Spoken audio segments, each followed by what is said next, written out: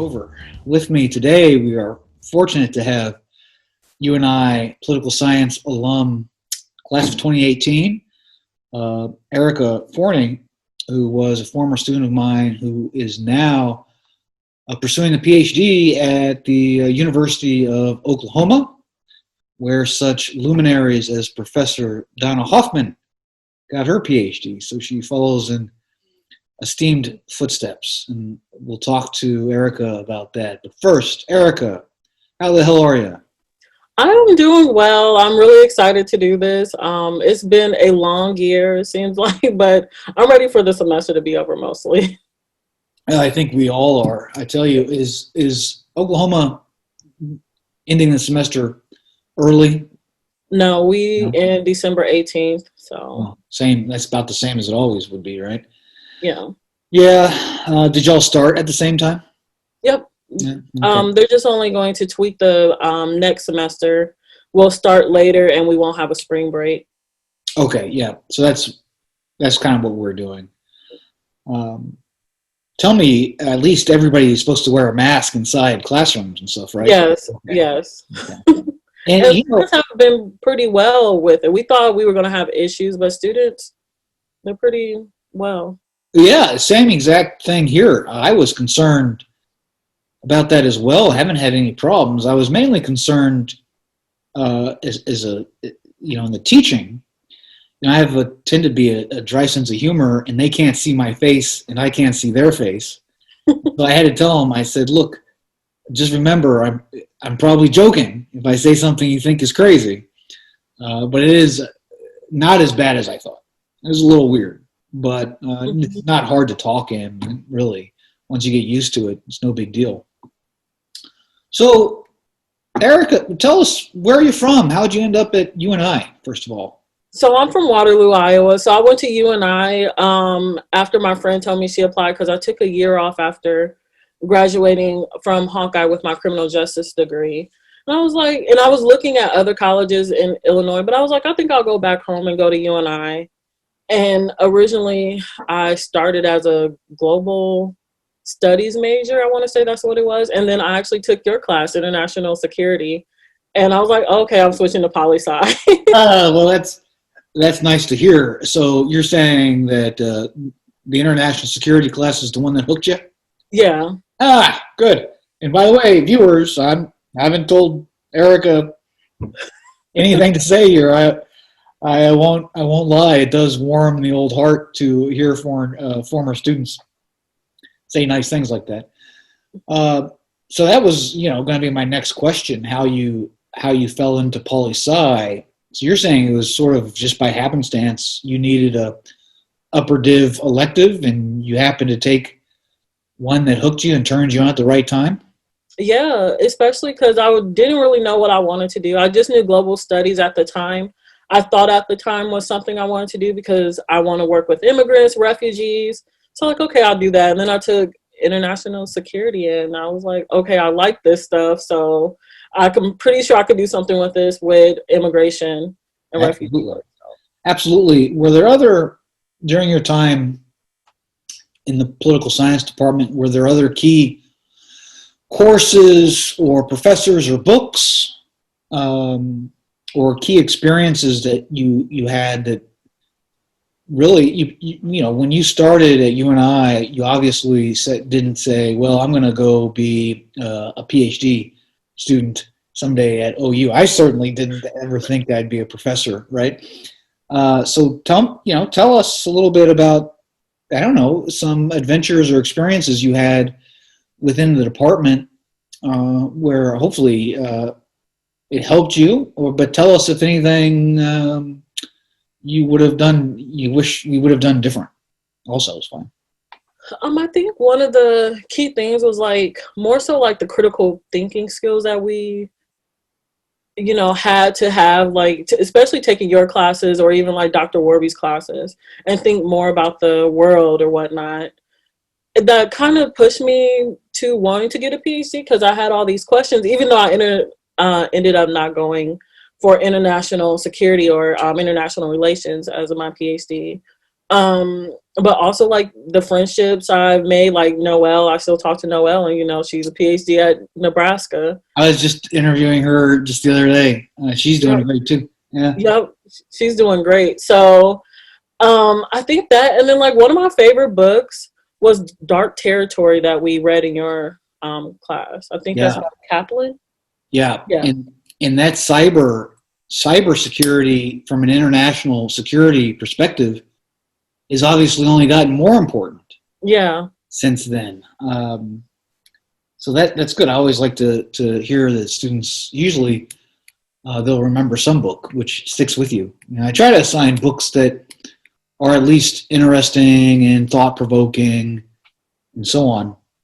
Yeah, no, that's the one book I always think of, especially like with everything going on about Russia. One of my favorite chapters was about Russia and how like they're always defensive of their land because of everything they went through. And now what they're doing now is trying to agitate us by being, up by Alaska. And I'm like, yes, I read that in the book and that makes so much sense. Yeah, exactly. So if you're not focusing on international relations, what are you focusing on in the PhD? So surprisingly, which is funny because Dr. Hoffman had a conversation with me about being a public administration person. I was like, I am not a public administration person, nor am I a policy person. But of course, what I'm doing is public administration and policy. But my wife would be very proud too because she does the exactly that in the MPP program here as well. And she teaches all those policy and admin and bureaucracy courses that everybody thinks is boring because it sounds boring, but actually once you get into it, it's fascinating stuff. Yep, and I remember Dr. Hoffman was talking to me, and I remember when I was talking about grad programs with you, you told me about the MPP, and I was like, ooh, policy gross, no. Of course, now that's exactly what I do, and I love policy and public administration.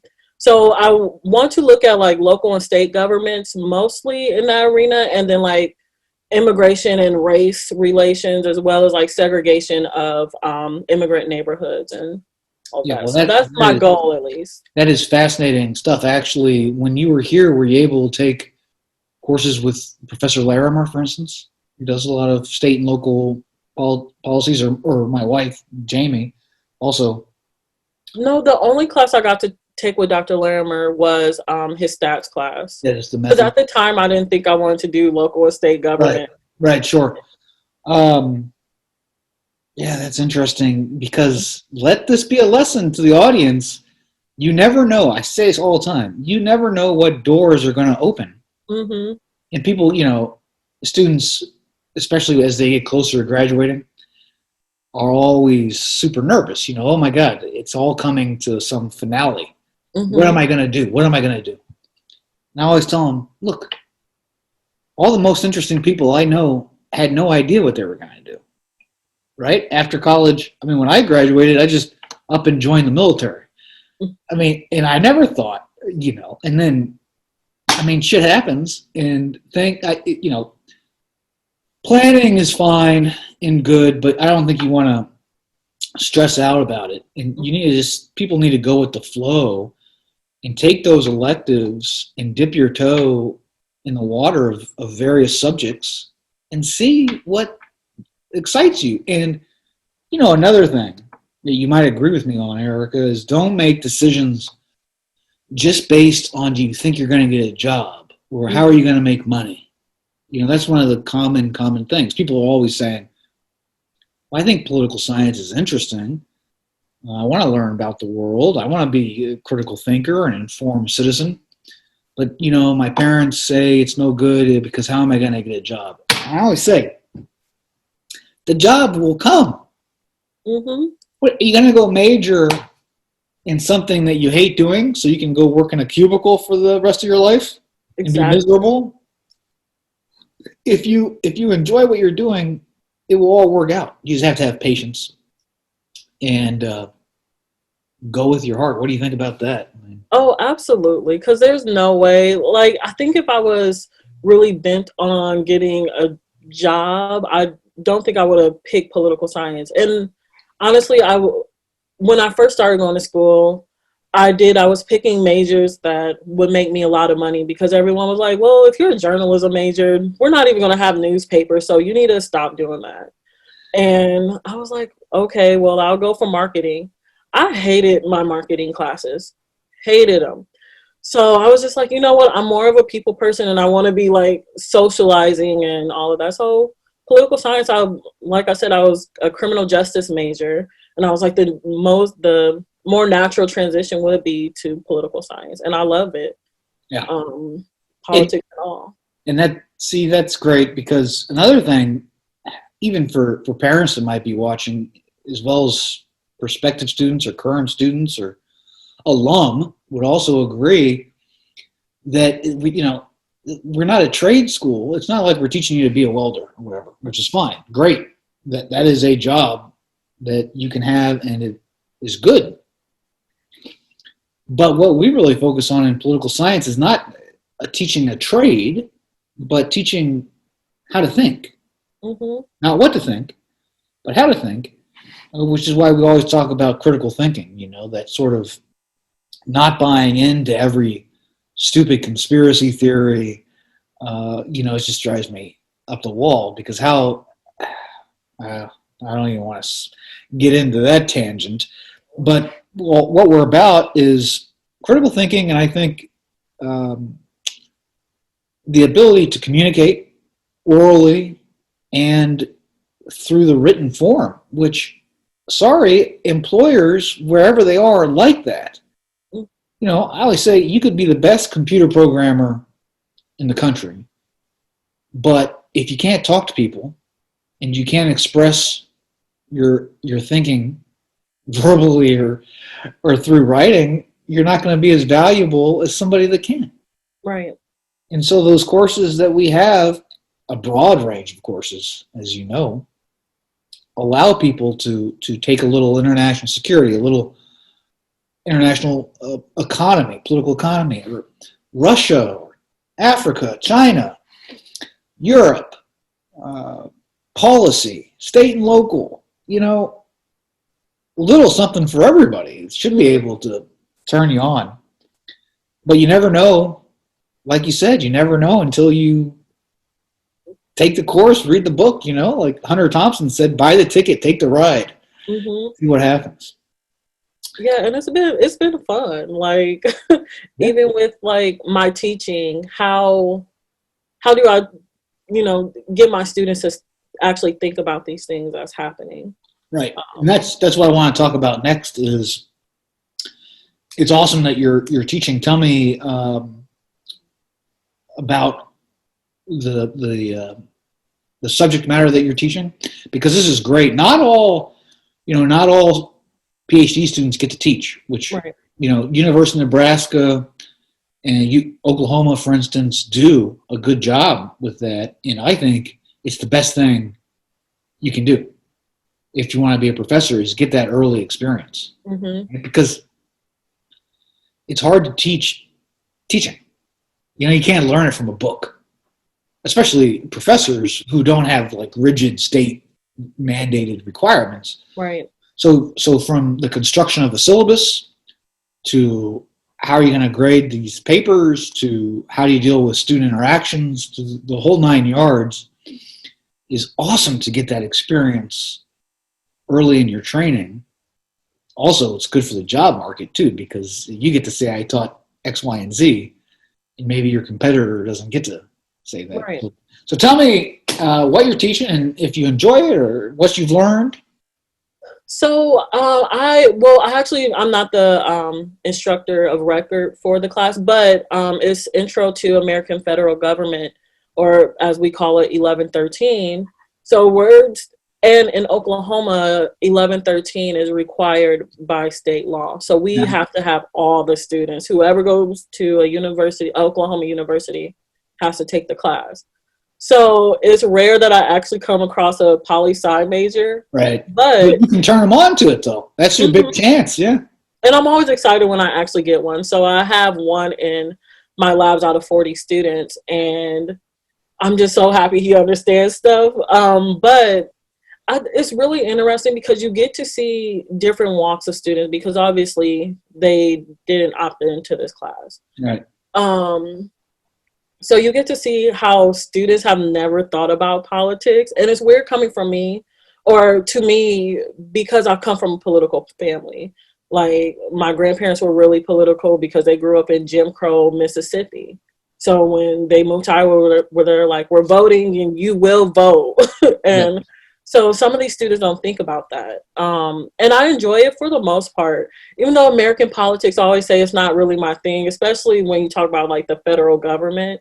But I enjoy having these like natural conversations with the students and getting their opinions on things, even if it's something I don't agree on.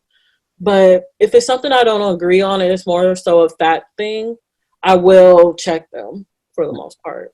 Right. So I don't know. I really like it for now. I like it. When my first semester, when they told me I was going to teach 11, 13, I was like, oh my God. That's the No. worst one, right? Because it's a captive audience and the students don't want to be there and all that. Yeah. Oh, it was terrible. My first semester was so bad. And I even had a house member, Oklahoma house member, who was actually a Democrat, one of the only Democrats in Oklahoma legislature. And he was tearing into the Republicans. I'm like, I know I have conservative students, but they weren't even saying anything. And I was like, I invited this man from Oklahoma City to come here, and you guys won't even talk to him. Uh, So I thought it was just me, but that let me know that it wasn't me. no, it's not. Yeah, it's amazing the apathy out there, even now. I mean, but that's part of our job as, intellectuals is to educate. Most of the time, nobody wakes up, or not many people wake up in the morning and say, today I'm going to be an ignorant asshole, right? Most people that are ignorant assholes are accidentally, if you can just get them to think and to read, which is way easier said than done, and you get them early enough before, they always say you can't teach an old dog new tricks, because once you're of a certain age, your ideology is going to be pretty well set. But right there in that college age group is where your frontal lobe is still growing and you're sucking in new information and you're questioning old beliefs, and maybe, just maybe, you become a critical thinker once again. Yeah. So it's important to, in my view, a little advice would be, as you go forward in your graduate training, try to become an instructor of record. Mm-hmm. I actually applied for the summer to teach my own class. So. That's perfect. Yep. Not only do you get a little more cabbage, but it's just the experience of doing that. And of course, it looks great on your CV and all that, but it's just on the job. The more you do it, the better you get. Yeah, and I agree. I think this is probably one of my best semesters, even though it's weird because I teach online. I'm not one of the in-person people, so. Yeah, and I had to, teach online too, my intro to IR classes, all online. And I have to tell you, I was very worried about it. And it's not that bad. With the discussion board post, I use Blackboard, right? And so these discussion board posts and the interaction with the students has not been disappointing, I can say that. And it keeps people safe for now. I can't wait till hopefully one of these days we can go back face to face. That's one of the reasons I got into this business. I love looking people in the eye and joking around and, learning stuff. So you taught both then in person, but then online, or are you just now doing online, or what's the?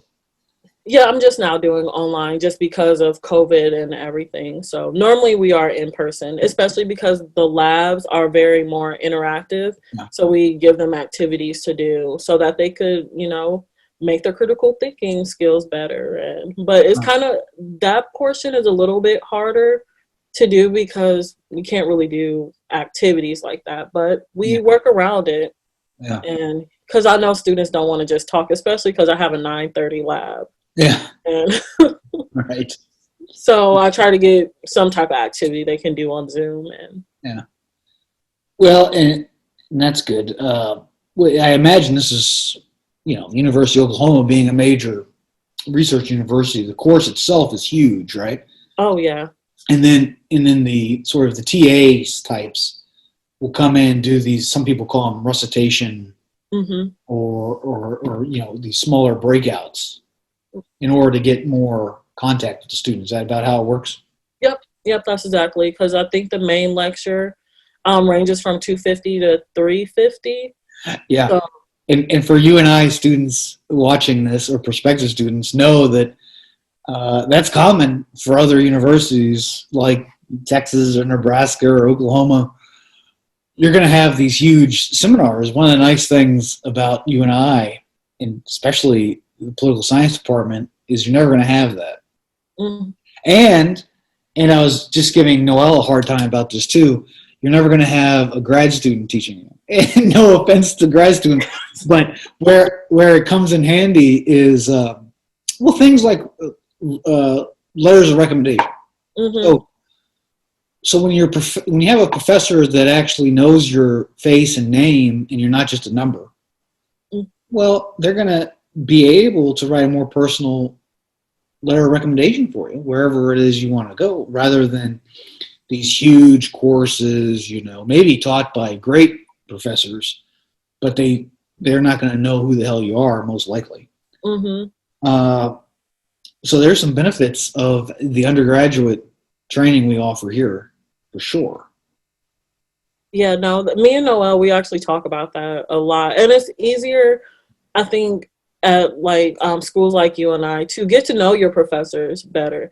Even as grad students, our professors are really busy with their own research, but if you really work on the relationship, you could get in on that research as well. And I mean, I have great professors and a great committee, so I don't worry too much about not being able to make relationships with them. But Right. Well, and that's good. It is really all about the relationships and being involved. And that kind of brings me to another thought, which is, did you participate in any student activities that you would advise, younger undergraduates here to take advantage of? Or the flip side, did you participate in any student organizations that you would tell them to stay away from? yeah, Good or bad? yes, I was president of the Political Science Society. I think that's what it was called. Yeah, with Professor Basin. Yep, I was president of that. And then I was president for a little bit of RISE, which is the Refugee and Immigrant Support and Empowerment Group. Those were, and then I did Model UN as well, which was really fun. Great ones. That's one of the great ones, isn't it? I mean, man, I'm so mad I didn't get into it my first year, but I got into it my last year, and it was so fun. Yeah, and I tell you, that is becoming a real theme of this podcast, is students really talking about how fun Model UN is. And Professor Werby just has done a great job. The UNI, Model UN, I will tell anybody this, is one of the best doggone Model UNs in the country. Oh, yeah. I mean, in the opportunities, and it's just fun and it's interesting, I think, for the students, because you're not the first one to mention this one. Of course, the Political Science Society is great, and all of these. So I'm glad. So you would look back, and one of your pieces of advice to maybe younger students watching this would be to try to get involved as much as you can, or? Yeah, I would say so, especially in orgs that a professor is really involved with, because outside of classes and office hours, it's kind of hard to get those relationships going. But like in Political Science Society, Dr. Basin was always there, and he was talking with us and giving his opinion on everything. And then Dr. Warby with the Model UN. So it's really great. I would definitely say that, especially just get involved with stuff that interests you, because it's going to lead you somewhere. Absolutely. That's probably good advice. Here's one. Is there anything you feel like did our department prepare you or help you in any significant way to where, for where you are now? Or conversely, do you wish we had done anything different? Or, we never can eliminate any surprises in life or be perfect, but is there great stuff or bad stuff that you want to share? I think the great stuff is just like the teaching alone is like my favorite. I love going to class. Even in courses that I wasn't really interested in, but just had to take, I loved going to class. I think the teaching is definitely something that, obviously being at a teaching university, the professors take pride in. Right. You're absolutely right. We take a huge amount of pride in our teaching. And I like what you say. Sometimes a good professor can make the most boring subject interesting. And a bad professor can make the most interesting subject boring. And it's amazing how much just a professor can impact the subject matter. Mm-hmm. Oh, most definitely. I think something, I don't know what the bad you guys could have prepared us for. Me and Noelle and I were talking, and I think more so like on a personal level, the politics of academia, especially going into grad school, where you're thought of more of being a colleague versus a student with professors. And I think it was more so that because I feel like Noelle and I, we talked about how we have such a good experience with our professors at UNI and how we were able to, I know I keep going back to the relationships we built with professors, but how we liked all our professors for the most part. Like we didn't really have one we hated. Versus now we're just like, oh, I hate that person so much. Where did they come from?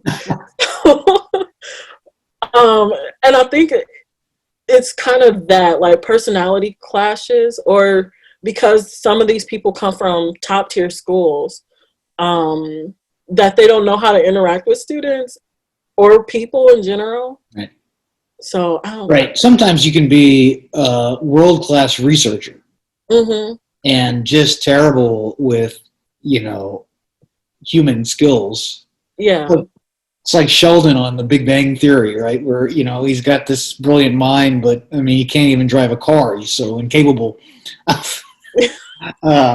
So, yeah, you do find that, especially at bigger schools. And that's another thing for undergraduate, UNI is a standout because all the professors, and particularly in the Department of Political Science, I know, really focus and take seriously the teaching.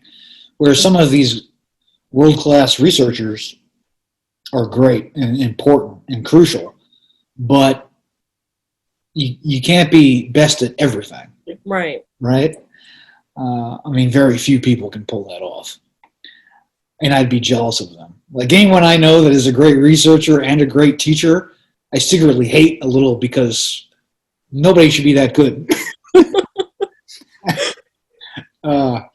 So tell me then, and you've been very gracious with your time. I know how busy it is for a PhD student.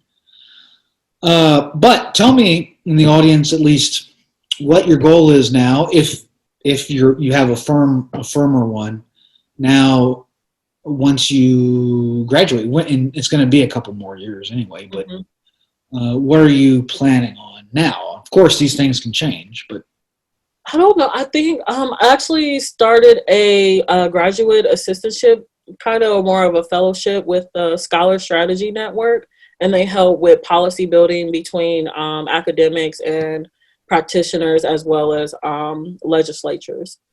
And so I think I thought I wanted to do think tanks type stuff because I don't see myself really going into academia, but that might change. But I also think I just kind of want to be more so a foot soldier and actually be in communities and working with people that I want to work with, like with the refugee and immigrant community. Right. And that makes sense. And I said it before and I'll say it again, you never know. You never know. Yeah. I mean, when you were 18 or 20, what do you think? You were going to be at University of Oklahoma getting a Ph.D.? No. So, so that's the way it goes. Hmm. Do you have any last words of wisdom for our audience before I let you go? Honestly, have fun. And like if you take a class with Dr. Renfro and he tells you to read these 2 books within 2 weeks because that's the real life in grad school, he is not lying. Oh my God. Sometimes you read 3 books in a week. That's right. Yeah. And we thought he was crazy when he was giving us these thick books and telling us we had 2 weeks to read them. But now I have a week to read these books. And it's terrible, but you do learn from it. And honestly, have fun. And as I tell my students now, get to know your professors because, as Dr. Renfro has said, they write the recommendation letters, and he wrote mine. So that most definitely, just have fun and do what you want to do. Don't worry about money necessarily right now. Well, I think that's a great conclusion. So I will thank you again for your time and great conversation. And we hope to see you face to face one of these days, Aarika. I miss seeing you around, but it's great to see you now. And take care and stay healthy and stay in touch. All right, now I'm going to.